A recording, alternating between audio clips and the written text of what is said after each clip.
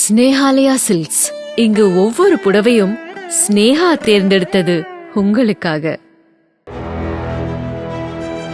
சென்னை மெரினா கடற்கரையில் கடந்த வாரம் உணவு பாதுகாப்புத்துறையினர் பறிமுதல் செய்த பஞ்சு மிட்டாயில் உடலுக்கு தீங்கு விளைவிக்கும் 2 வகையான ரசாயனம் கலந்திருப்பது ஆய்வக சோதனையில் உறுதி செய்யப்பட்டுள்ளது.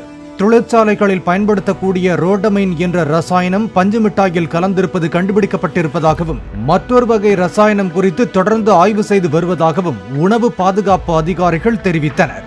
ரசாயனம் கலந்து பஞ்சு மிட்டாய் விற்பனை செய்தவர்கள் மற்றும் அதனை தயாரித்த நிறுவன உரிமையாளர்கள் மீது அபராதம் விதிக்கப்படும் என அதிகாரிகள் தெரிவித்துள்ளனர். ஸ்னேஹாலயா சில்க்ஸ். இங்கு ஒவ்வொரு புடவையும் ஸ்னேஹா தேர்ந்தெடுத்தது உங்களுக்காக.